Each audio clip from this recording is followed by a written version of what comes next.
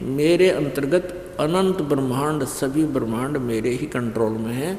दसों दिशा यानी सब जगह मेरी सत्ता है। फिर क्या कहते हैं, सकल संद भरपूर हूँ, खालिक हमारा नाम है, दास गरीब अजात हूँ, तै जो कहा बलि जाऊँ मैं। परमात्मा अपने गुरु जी को कह रहे हैं कि आपने जो मुझे, मैं खालिक हूँ, खालिक माने सृष्टि का स्वामी, खलक माने सृष्टि, खालिक माने परमात्मा, इसका रचनहार। मैं खालिक हूँ, सारी सृष्टि का रचनहार हूँ, पर आपने मुझे, मैं तो अजात हूँ, मेरा कोई जाति नहीं है, फिर भी आपने मुझे कुजात कहा, नीच कहा। आपके चरणों में दास का शीश है, बलिहारी हूँ मैं आप पर, क्योंकि आप मेरे गुरु जी हो। जात पात मेरे नहीं, बसती है बिन थाम, दास गरीब अनन गति, तन मेरा बिन चाम। मेरा शरीर आप जैसे चाम का नहीं है, ये देखो मालिक, मेरा शरीर ऐसा नहीं है, तुम्हारे जैसा नहीं है। ए स्वामी सृष्टा में और सृष्टि हमरे तीर, दास गरीब अधर बसों, अवगत सत्य कबीर। वेद यही बता रहे हैं, चारों वेद बता रहे हैं कि वो परमात्मा ऊपर सतलोक में रहता है। और परमात्मा स्वयं भी कह रहे हैं कि ए स्वामी, हे गुरुदेव, सृष्टा में, सारी सृष्टि का रचनहार में हूँ, और ये सृष्टि हमरे तीर, ये पूरे ब्रह्मांड, असंख्य ब्रह्मांड मेरे ही आधार हैं। दास गरीब अधर बसूं, ऊपर रहता हूँ, अवगत सत्य कबीर, अविगत, जिसकी स्थिति से कोई परिचित नहीं है, और मैं अविनाशी परमात्मा कबीर हूँ। पौमी धरनी आकाश में, मैं व्यापक सब ठोरे, दास गरीब न दूसरा, हम समतुल नहीं और। धरनी आकाश में, कहते मैं सब जगह मैं ही व्यापक हूँ, और मेरे बराबर दूसरा कोई और प्रभु नहीं है। अब परमात्मा तो सारी साची कह रहे, रामानंद जी के उल्टे ज्ञान के आधार से उसने बूंदी लग गए, बुरी लगे, अभी झूठ बोला, बकवाद करे, दो उंगल का बालक, छोटा सा बच्चा। क्या बताते, मैं सतगुरु में दास हूँ, मैं हंसा में वंश, दास गरीब दयाल हम, मैं ही करूँ पाप विध्वंस, यानी पापों का नाश भी मैं ही करता हूँ। सुन रामानंद राम में, मैं बावन नरसिंह, दास गरीब सर्व कला, मैं व्यापक सर्वंग। हम मौला सब मुल्क में, मुल्क हमारे माही, दास गरीब दयाल हम सम दूसर नाही, हमारे बराबर दूसरा नहीं है। अद्वितीय एकम, गीता जी अध्याय नंबर 18 के श्लोक 66 में जिसके विषय में कहा कि तू सर्वभाव सर्वधर्मान परित्यज माम एकम शरणम व्रज। एकम, अद्वितीय, जिसके बराबर दूसरा प्रभु ना हो। गीता ज्ञानदाता कहता है मेरे सत्र का जो भक्ति है, धार्मिक क्रियाएं हैं, वो मुझ में छोड़कर उस एकम शरणम व्रज। तो यहाँ परमात्मा भी कह रहे हैं हम मौला सब मुल्क में, मुल्क हमारे माही, दास गरीब दयाल हम सम दूसर नाही, हम सम दूसरा कोई नहीं है। सुन स्वामी सतभाख हूँ, झूठ न हमरे रिंच, दास गरीब हम रूप बिना और सकल पर पंच। मैं रोवत हूँ सृष्टि को, ये सृष्टि रोवे मोहे, कह कबीर हमारे वियोग को समझ न सकता कोई। मैं रोवत हूँ सृष्टि को और सृष्टि रोवे मोहे। अब ये भोली आत्मा तो हे परमात्मा, हे भगवान, हमारा दुख दूर करना, हमारा जन्म मृत्यु का कष्ट निवारण करना, ये तो मुझे रो रही है और मैं इन्हें रो रहा हूँ कि मैं परमात्मा हूँ, तुम जिनको पूज रहे हो ये भगवान नहीं है, ये तुम्हारा दुख निवारण नहीं कर सकते, ये तुम्हारे भाग्य में लिखे हुए प्रारब्ध को परिवर्तित नहीं कर सकते, इसमें कोई परिवर्तन नहीं कर सकते, और मैं जो चाहे सो कर सकता हूँ। गरीबदास जी ने कहा कि सतगुरु जो चाहे सो कर ही, 14 कोट दूत जमडर ही, ऊत भूत जमत्रास निवारे और चित्रगुप्त के कागज पाड़े। ये वो परमात्मा है। गोता लाऊं स्वर्ग में जा बैठूं पाताल, गरीबदास ढूंढता फेरूं हीरे माणिक लाल। इस दरिया कंकर बहुत लाल कहीं कहीं ठाव, गरीबदास माणिक चुगे हम मुरजीवा नाव। अब क्या बताते हैं कि गोता मारो स्वर्ग में और जा बैठूं पाताल। गरीबदास जी कह रहे हैं कबीर साहब कि यूँ बोले कि कहे कबीर मैं ढूंढता फिरूं अपने हीरे माणिक लाल। फिर क्या बताते हैं कि इस दरिया कंकर बहुत लाल कहीं कहीं ठाव, यानी लाल तो किते किते हैं। और गरीबदास हम तो मोती चुगे हम मुरजीवा नाम। मुरजीवा होता है जो गोताखोर, कहते हैं मैं गोताखोर हूँ भाई, गोते मार मार कर ढूंढ कर अपनी आत्माओं को ला रहा हूँ। और यही वेद बता रहे हैं, ऋग्वेद मंडल नंबर 9 सूक्त नंबर 86 के श्लोक नंबर मंत्र 26-27 में कि वो परमात्मा अपनी प्यारी आत्माओं को, श्रेष्ठ आत्माओं को सतलोक से चलकर आकर मिलता है, उनको सत्ज्ञान उपदेश कराकर फिर उनका मोक्ष करता है, दुख निवारण करता है, संकटों का मर्दन करता है। मन सोचत रामानंद ये बालक नहीं कोई देव, प्रथम नित नेम करूं फिर पूछूं सब बेव। बोलत रामानंद जी हम गड़बड़ा कुसुकाल, गरीबदास पूजा करे मुकुट फही जदमाल। सेवा करो संभाल कर सुन स्वामी सुरज्ञान, गरीबदास सिर मुकुट धर माला अटकी जान। स्वामी गुंडी खोल कर फिर माला गल डार, गरीबदास इस भजन को जानत है करतार। डोडी पर्दा दूर कर लिया कंठ लगाए, गरीबदास गुजरी बहुत बदने बदन मिलाए। मन की पूजा तुम लखी मुकुटमाल परवेश, दास गरीब गति को लखे है कौन वर्ण क्या बेख। ये तो शिक्षा तुम दई मान लई मन मोर, गरीब दास कोमल पुरुष हमरा बदन कठोर। अब रामानंद जी ने सोचा भाई इतना कॉन्फिडेंस से ये बालक बोल रहा है, ये ऐसी ऐसी बातें कह रहा है कि मैं परमात्मा हूँ और ये सृष्टि मैंने ही रची है, और मैं तुम्हारे जैसी अच्छी आत्माओं को ढूंढता फिर रहा हूँ, आप मुझे पहचान नहीं रहे हो। मैं रो रहा हूँ तुम्हारे को, तुम रो रहे हो भगवान को, और मैं सामने खड़ा हूँ। अब रामानंद जी ने सोचा इतना कॉन्फिडेंस से ये बालक बोल रहा है, कदे कोई देवता आ गया और तू खाम खा खसे जा, क्योंकि भगवान से डरने वाली अच्छी आत्मा होती है, वो 1-2 बार वाद विवाद करके फिर सोचने पे विवश हो जाती है। तो उस समय तक रामानंद जी अपना प्रतिदिन की क्रिया नहीं कर चुका था, तो उसने सोचा इससे पीछे बात करूंगा, पहले मैं अपना प्रतिदिन का क्रिया कर लेता हूँ, नित्यनेम कर लेता हूँ। वो क्या करते थे रामानंद जी, आंखें बंद करके बैठ जाते थे।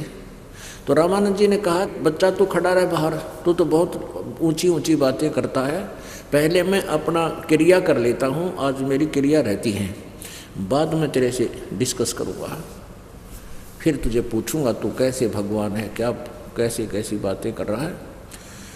तो रामानंद जी क्या करते थे, एक तो कर्मकांड होता है ऐसे जैसे सामने भगवान विष्णु की मूर्ति रखी हो, पत्थर या पीतल चांदी की किसी प्रकार की, तो उसको क्या करते हैं ये कर्मकांड में, उस भगवान के अच्छी इतनी सारी मूर्ति रखते हैं 1.5 फुट की, उसके छोटे छोटी धोती कुर्ता जुगले से बनवा रखे होते हैं जैसे बालक के होते हैं। तो प्रतिदिन वो क्या करते हैं, पुराने पहले दिन वाले कपड़ों को उतार देते हैं, धोती कुर्ता मुकुट, मुकुट वही रहता है पर धोती कुर्ते बदलते रहते हैं। मुकुट उठा कर रख देते हैं, धोती कुर्ता निकाल देते हैं, पर भगवान को नहलाते हैं, गंगा जल ला के स्नान कराते हैं, फिर धोए हुए कपड़े स्वच्छ पहना देते हैं, तिलक लगा देते हैं, कंठी माला डाल एक मनिए की वो माला जो होती है ना तुलसी की, वो डाल देते हैं और ऊपर मुकुट रख देते हैं, तो वो पूजा पूरी हो जाती है। ऐसे कर्मकांड करते हैं। तो रामानंद जी क्या करते थे, ऐसी ही कल्पना करते थे। वो सामने पत्थर की मूर्ति तो कहीं और रखते थे अपने अलग स्थान पर, लेकिन वहाँ केवल अपना ध्यान लगाते थे कल्पना से, आंखें बंद करके, और ये कल्पना करते थे जैसे मूर्ति सामने रखी है और मूर्ति को कपड़े उतार रहे हैं। मन मन में मानसिक पूजा बोलते हैं इसको, और कपड़े उतार रहे हैं जैसे गंगा जल अपने सिर पे रख कर लाए हों श्रद्धा से। बूढ़े व्यक्ति जैसे शेख चिल्ली की वो कथा थी ना, इस तरह समझ लो, यानी मन में कल्पनाएं कर रहा है ऐसा करूँ मैं। सिर के ऊपर से मटका भर के लाया, गंगा जल का रख दिया, भगवान के कपड़े उतार दिए, कल्पना से, मूर्ति नहीं है उस कुटिया में कहीं पर भी। और फिर कपड़े, स्वच्छ कपड़े भगवान को नहला दिया, स्वच्छ कपड़े पहना दिए, तिलक लगा दिया, मुकुट रख दिया सिर पे। उस दिन वो एक मनिए की कंठी डालना भूल गए, माला। अब इस कर्म कांड का एक नियम है कि जिस दिन भगवान का पूरा श्रृंगार करके और मुकुट बाद में रखते हैं, मुकुट रख दिया, उस दिन मुकुट नहीं उतार सकते। मुकुट, अच्छा अगर एक भी आइटम कम रह गया तो भी पूंजा खंडित। अब वो देखा ध्यान में कि माला डालनी भूल गए, माला साथ में रखी है, माला नहीं है, कल्पना से सोच रहा। तो रामानंद जी ने सोची वे आज अब माला कैसे डालूं, मुकुट रख दिया, मुकुट उतार नहीं सकते, तो मुकुट के ऊपर का माला डालना चाहा तो मुकुट में फंस गई, मुकुट चौड़ा था, वो मुकुट में फंस गई, ऊपर नीचे नहीं जा रही है। अब रामानंद जी बड़े चिंतित हो रहे, हे भगवान आज मेरा कौन सा पाप आगे अड़ गया, हे परमात्मा आज तक मेरा भूल नहीं लगी थी, मुकुट उतारूंगा तो पूजा खंडित आज की, और कंठी ना डली तो अनादर भगवान का, मेरी पूजा खंडित। तो पुण्यात्मा भगत आदमी एक दिन भी भक्ति रह जाना उसकी ना हो पावे, बड़ा दुखी होया करे। एक दिन की भी कमाई हाजिरी ना लग गए तो उसके पता है भाई 200 रुपये कट जाएंगे आज। तो ऐसे वो बड़ा दुखी हो रहा, अब क्या करूं परमात्मा। बाहर खड़े भगवान पढ़ते तो पीछे 5 वर्ष के बालक के बोले के स्वामी जी टेंशन ना करो, इस माला की गांठ खोल लो, गुंडी खोल लो और गले में डाल के फिर गांठ ला दो, मुकुट उतारना नहीं पड़ेगा, आपकी पूजा ठीक हो जाएगी। अब रामानंद जी किसके मुकुट किसकी गांठ लावा था और कहे की पूजा थी, वो कुछ भी ना था सामने। अब उसने सोचा रामानंद 104 साल के बुजुर्ग ने कि भाई तो भगवान खड़ा सामने, मेरे मन की बात बता दी इसने, ना कोई मूर्ति है भाई पर्दा हटा के देख लिया हो, ना कोई मैं तो संकल्प विकल्प अपने मन में ही कर रहा था, और इसने मेरे मन की बात, मेरा दुख, मेरे मन का दुख भी दूर कर दिया इसने, जो मैं तंग हो रहा था, आडा पर्दा दूर फेंक दिया। कहते हैं ब्राह्मण सोए जो ब्रह्म पछाणे, पुण्यात्मा और रामानंद ब्राह्मण था, उसने भगवान को पहचान दिया, समाज को नहीं देखा। परमात्मा कहते हैं लोग लाज ना कीजिए, निर्भय हो रही है, ये मन सादा दीजिए तो गोविंद पाइए। ओहो, अब एक तरफ तो पूरा ब्राह्मण समाज खड़ा सामने, हजारों की संख्या में दर्शक, और एक तरफ भगवान खड़ा। तो संत भक्त वही है और ब्राह्मण वही है कि परमात्मा को चाहे। लोक लाज तो 2 दिन की आज मृत्यु होगी, कोई ना गेल मरे। उस 5 वर्ष के दानक के बालक को, जुलाहे के बच्चे को, शूद्र को उस 104 साल के सुप्रसिद्ध ब्राह्मण ने और सीने से लगा लिया। हाय हाय, ये भगवान। और क्या कहते हैं मन की पूजा तुम लखी, मेरे मन की पूजा, मेरे मन की बात आपने जान दी। मुकुट माल परवेश, गरीबदास गति कौन लखै तेरा, कौन वर्ण कौन भेष। रामानंद जी कहे, हे भगवान तुझे कैसे पहचाने हम, किस तो वर्ण में यानी शूद्र वर्ण में, और किस वेशभूषा में एक बालक सा खड़ा है, धोती कुर्ता पहने छोटा सा, अब तुझे कैसे पहचान सके, तू परमात्मा है। और मेरे मन की बात बता दी। मन की पूजा तुम लखी, ये मुकुटमाल परवेश, गरीबदास गति कौन लखै तेरा, कौन वर्ण कौन वेख। तेरी महिमा को, तेरी स्थिति को कैसे पहचाने हम, तो किस वर्ण में और किस स्थिति में खड़ा है, तुझे कैसे पहचान सकती है बोली दुनिया। क्योंकि हमारी तो बुद्धि भ्रष्ट कर रखी है ना ज्ञानियों ने। परमात्मा तो निराकार है, वो तो कभी साकार रूप में आता ही नहीं, वो तो कण कण में व्यापक है। अब रामानंद जी कहते हैं कि हे परमात्मा, अब मैं एक बात तो आपकी समझ गया कि मुझे क्या शिक्षा देना चाहते थे, कि आप मुझे ये शिक्षा देना चाहते थे कि परमात्मा पाने वाले भक्त में जाति पाति मजहब की मर्यादा नहीं होनी चाहिए, नफरत नहीं होनी चाहिए एक दूसरे के साथ। तो यह तो मैं आपकी बात समझ गया कि आपने मेरी यह फड़क निकाल दी, या छुआछूत की बीमारी मेरे तक हटा दी आपने। अब मैं छुआछूत नहीं करूँगा। ये तो तुम दीक्षा दई, ये तो तुम शिक्षा दई, मान ली मन मोरे।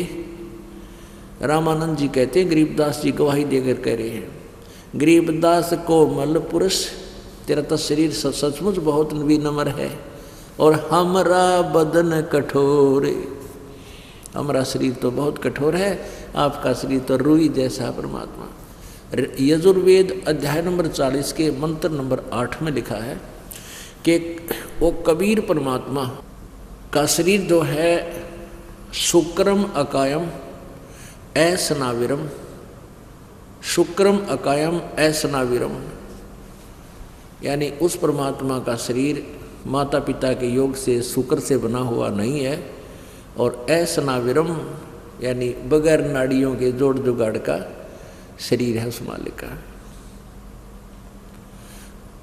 शुक्रम अकायम ऐसनाविरम। कबीर मनीषी, वो कबीर परमात्मा विद्वान रूप में प्रकट होता है, उसका शरीर हाड़ चाम मांस से बना हुआ नहीं होता। तो यहाँ वही कह रहे हैं कि गरीबदास कोमल पुरुष, हमरा बदन कठोर। अब रामानंद जी ने कहा, सोचा भाई चल, फिर परमात्मा ने क्योंकि सारी फड़क निकालनी थी, फिर मन चेंज कर दिया उसका। उन्हें सोचा भाई भगवान नहीं है तो कोई पिछले ऋषि मुनि आ जाते हैं, वो छोटी ही उम्र में उनको पूर्व जन्म का ज्ञान होता है, इससे पूरा डिस्कस करता हूँ। रामानंद जी ने कहा कि हे बच्चा, आपने झूठ क्यों बोला।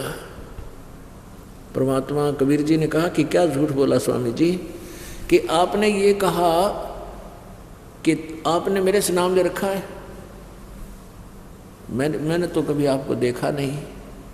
परमात्मा ने कहा, स्वामी जी आपको याद होगा एक दिन आप सुबह सुबह स्नान करने गंगा घाट पर, पंचगंगा घाट पर गए थे, और आपका दास वहाँ पैड़ियों पर लेटा हुआ था। मुझे वहाँ नींद आ गई थी, आपके खड़ाऊ मेरे सिर में लगी थी, ठोकर लगी थी, मैं रोने लगा। आपने कहा बेटा राम राम बोल, मेरे सिर पे हाथ रखा था। रामानंद जी बोले, भाई वो बच्चा तो 2.5 वर्ष का था, लगभग 2-2.5 वर्ष का होगा। 2.5 वर्ष के बालक का और 5 वर्ष के बालक के शरीर का डबल डिफरेंस हो जाता है। तो स्वामी जी कहने लगे रामानंद जी के बेटा, वो तो इतनी उम्र का बच्चा नहीं था, छोटा बच्चा था। उसी समय परमेश्वर कबीर जी ने दूसरा रूप बनाया, एक सेवक की। वहाँ एक छोटी एक खाट चारपाई थी एक सेवक की, उस चारपाई के ऊपर दूसरा रूप बना लिया 2.5 वर्ष के बच्चे का, और उस पर लेट गए, और एक रूप में सामने खड़े हैं 5 वर्ष की लीलामय शरीर में। तो रामानंद जी से कहा, देखो स्वामी जी, वो देखो सामने, ऐसा था मैं। रामानंद जी ने 6 बार तो नहीं देखा, 6 बार उस 5 साल के बालक की तरफ देखा, 6 बार देखा उस 2.5 साल के बच्चे की ओर, आंखें मलमल कर देखा, कोई स्वप्न तो नहीं देख रहा हूँ। इतने में वो महात्मा जी दुखी हो रहे थे, ये क्या चक्कर है। वहाँ से उठे 2.5 वर्ष के बच्चे वाला शरीर और 5 साल वाले बच्चे में समा गया, अकेले कबीर जी रह गए। अब रामानंद जी ने फिर और अच्छी परीक्षा लेनी चाहिए, भाई ये नाम तो हम गुप्त रखते हैं, किसी को बताते नहीं, क्योंकि एक नियम है इस भक्ति मार्ग का, जो नाम गुरुजी देता है उसको कहा जाता है ये नाम तू किसी और को मत बताना। बताने का मतलब ये है कि मान ले रामानंद जी ओम मंत्र देते थे और वो भी अपने शिष्यों से कहते थे कि तू नहीं किसी को बताएगा ओम नाम है जाप करने का, या जाप कर ले ओम, तेरा नाम खंड हो जाएगा, क्योंकि इसको अधिकारी ही देवे तो लाभ होगा। अनधिकारी नाम बताता है किसी को तो उसका नाम, वो अधिकारी नहीं है, वो दोषी अपराधी हो जाएगा। ये मान लीजिए एक पब्लिक ये होता ना कमीशन, और उसका चेयरमैन होता है, वो साइन करता अपॉइंटमेंट लेटर पे, तो वो मान्य होती है। और ऐसी ही अपॉइंटमेंट लेटर बना के और कोई अधिकारी अन्य अधिकारी साइन करके देवे तो उसको सजा हो जाएगी, अपराधी हो जाता वो अनधिकारी है। कोई और व्यक्ति वैसे भी लिखा तो ये अनधिकारी है। तो ऐसे इस नाम को देने के बाद प्रत्येक गुरु यही कहता है कि ये किसी को और नहीं बताना, किसी को नहीं बताना ये, यानी तू नहीं आगे कह सकता तुम ये मंत्र जाप करो। और तो ऐसे रामानंद जी ने वो गुप्त रखा हुआ था। दूसरा ये भी होता है कि मान ले कोई और संत इसी मंत्र को देने लग जाए तो बिनता नहीं पता लगेगा, इस तरह भी कुछ इसके एक चाणक्य नीति भी होती है। तो इस स्वाध्याय से रामानंद जी ने कुछ नहीं बता रखा था, किसी को आदेश नहीं था कि वो शिष्य आगे नाम भी नहीं दे सकते थे, ज्ञान बता सकते थे। तो रामानंद जी ने कहा कि बेटा तूने क्या नाम ले रखा है। स्वामी जी ने कहा था कि आपने मेरे सिर पे हाथ रखा और राम राम कहने बोलने को कहा था, अब आपका शिष्य, आप मेरे गुरु हो गए। तो स्वामी जी ने कहा कि मैं राम राम नहीं देता, मैं तो और मंत्र देता हूँ। परमात्मा बोले आप ओम नाम देते हो, ओंकार ओम मंत्र देते हो। अब रामानंद जी जान गया भैया तकती तरले भाषण पे मारी इसने, बिल्कुल सही बता दी। रामानंद जी कहने लगा भाई एक बात और बता बच्चा, मैं जिसको उपदेश देता हूँ उसको एक कंठी देता हूँ, एक तुलसी के मनिये की माला, वो है तेरे पास, निकाल दी नीचे थे कमीज के नीचे से। ये रही स्वामी जी। भाई ये कहाँ से लाया तू? कि उसी दिन आपने दी थी अंधेरे में, आपने अपने गल से निकाल कर मेरे गले में डाल दी थी। अब रामानंद जी समझ गए भाई ये बालक कोई ना, ये तो और कुछ ही है, ऐसे नहीं हो सकती ये बातें। तब रामानंद जी परमात्मा बोले अग्रम मग्रम छोड़ दे स्वामी जी, और मान हमारी सीख, हमारी बात मान ले, तुम्हारे लिए धक्के खाता फिर रहा हूँ मैं। अब रामानंद जी बोले भाई बच्चा अभी मेरा विश्वास, यानी मान तो गया कि तू कुछ जानकार है, पर मैं तेरे से पूरा शंका निवारण चाहता हूँ। उन ब्राह्मण ब्रह्मणान तो भूल भाल गया परमात्मा, विवेकानंद दरता बैठा दिए एक तरफ में। कहने लगे कि चल गंगा के किनारे बैठेंगे दोनों जने और वहाँ चर्चा करूँगा तेरे, तो सारी बात बता मेरे थे। पुण्यात्मा जिन्हें भगवान चाहिए वह बकवाद नहीं किया करते। ठीक है, जब तक संख्यों के पुराना ज्ञान जो है ना, इस काल ने इसलिए ठोक दिया हमारे अंदर कि असली ज्ञान को जल्दी से स्वीकार ना करिए प्राणी। कोई बात नहीं, वाद विवाद करे पर सभ्यता से करे, विनम्रता से करे, और पूरा शंका निवारण होगा। क्यों नहीं होगा? तो सत्य है, और इस शंका निवारण होके रहेगा। यदि कोई चाहेगा तो वो बकवाद करे तो करता रहो, जिसने आँखा देख के भी नहीं मानने, प्रमाण भी देख कर नहीं मानना, वो तो फिर पशु है, धक्के खा गीता है।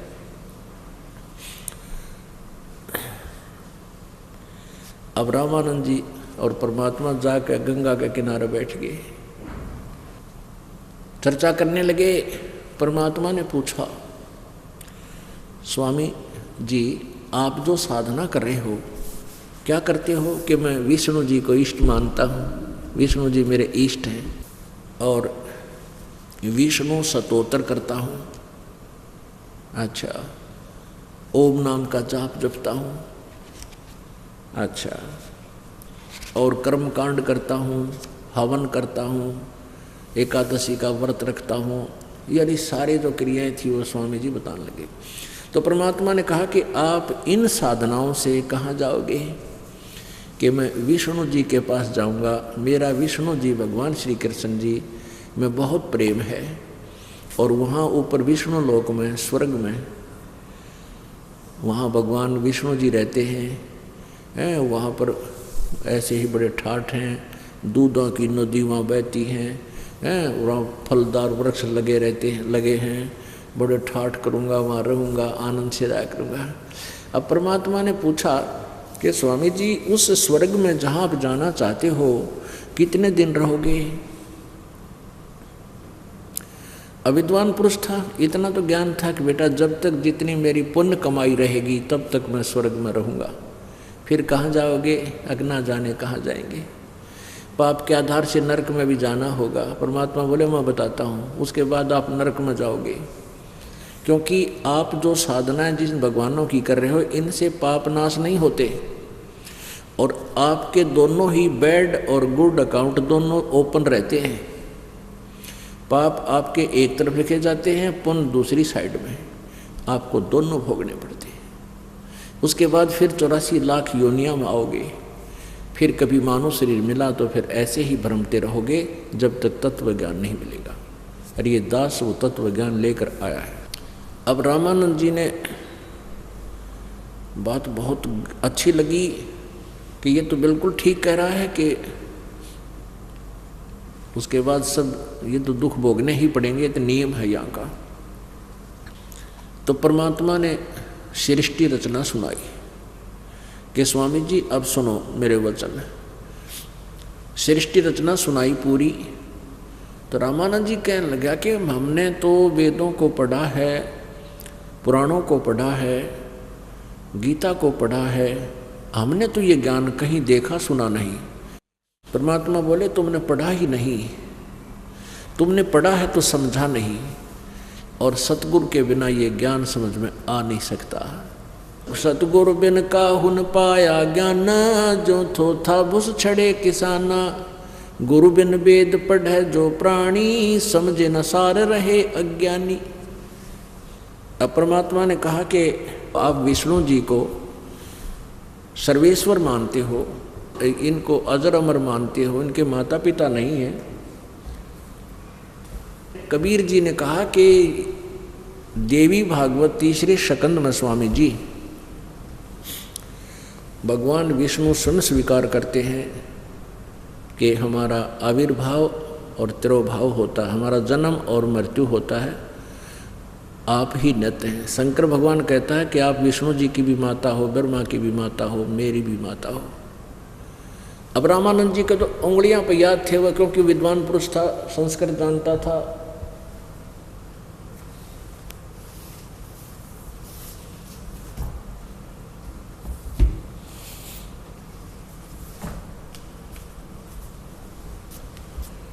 तो वो समझ गए तुरंत कि हाँ बात तो ऐसा ही है, बच्चा लिखा तो है।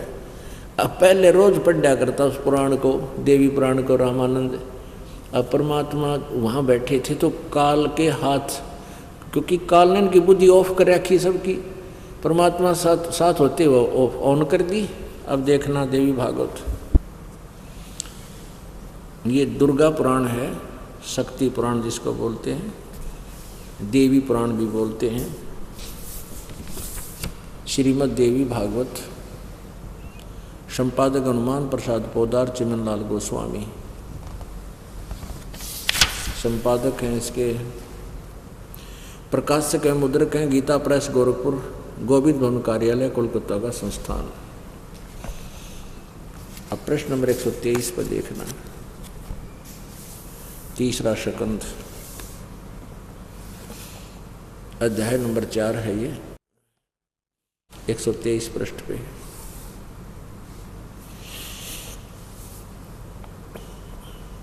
तुम शुद्ध स्वरूपा हो, विष्णु जी कह रहे हैं दुर्गा के बारे में, दुर्गा जी के बारे में। यह संसार तुम्ही से उद्भासित हो रहा है। मैं ब्रह्मा और शंकर, हम सभी तुम्हारी कृपा से विद्यमान हैं। हमारा आविर्भाव मीन जन्म और तिरोभाव माने मृत्यु, हमारा तो जन्म और मृत्यु हुआ करता है। केवल तुम ही नित्य हो, जगत जननी हो, प्रकृति और सनातनी देवी हो। भगवान शंकर बोले, देवी यदि महाभाग विष्णु तुम्ही से प्रकट हुए हैं तो उनके बाद उत्पन्न होने वाले ब्रह्मा भी तुम्हारे ही बालक हुए। फिर मैं तमोगुणी लीला करने वाला शंकर क्या तुम्हारी संतान नहीं हुआ? अर्थात मुझे भी उत्पन्न करने वाली तुम हो, तुम ही हो। शिवे संपूर्ण संसार की सृष्टि करने में तुम बड़ी चतुर हो। इस संसार की सृष्टि, स्थिति और संहार में तुम्हारे गुण सदा समर्थ हैं। उन्हीं तीनों गुणों से संपन्न उत्पन्न हम, रजगुण ब्रह्मा, सतगुण विष्णु, तम गुण शंकर, यानी ब्रह्मा विष्णु एवं शंकर नियमानुसार कार्य में तत्पर रहते हैं। अब स्वामी जी तो रोज पढ़ा करते थे, उसको तो उंगलियों पर याद थे, तुरंत मान गया खां बच्चा, ऐसा ही लिखा है। अब इतना कुछ सुनकर कहने लगा स्वामी रामानंद जी क्या बताते हैं।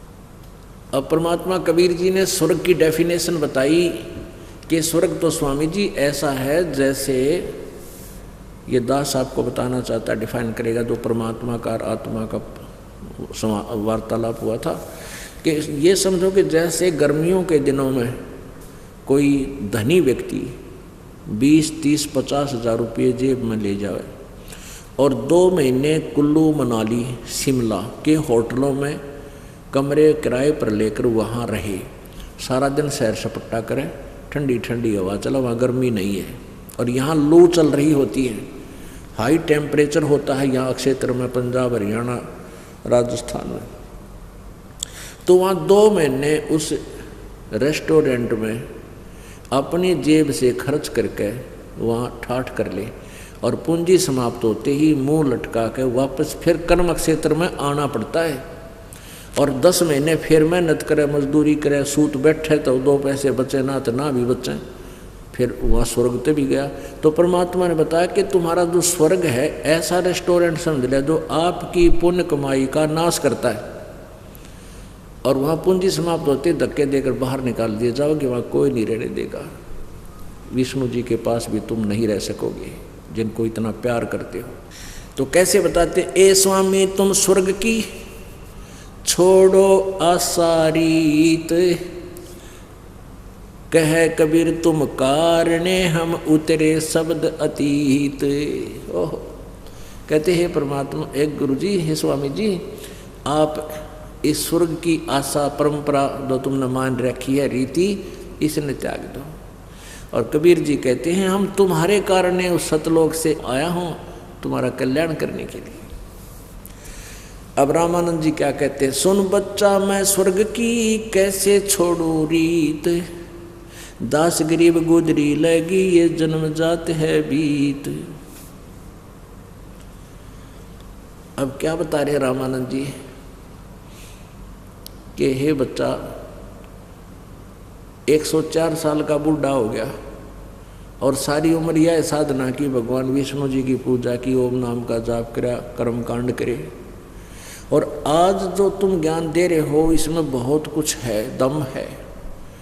और मैं कहीं ऐसा ना बने कि पिछली साधना, आपकी साधना करूँगा तो पिछली गई मेरी, वो छोड़नी पड़ेगी सारी, और आप वाला मैं उपदेश ले भी लूँ मान ले आज, और मैं कल मर जाऊँ, मेरा समय थोड़ा रहता है, कहीं मैं घर का रहूँ ना घाट का, इसलिए भी मैं आपका ज्ञान स्वीकार नहीं कर सकता।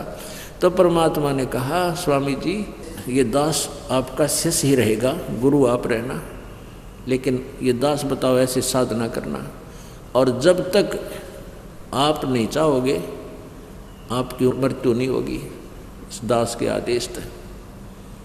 आप डट कर भक्ति करना, ये चिंता छोड़ दो आपकी मृत्यु आप कहोगे जब होगी नहीं।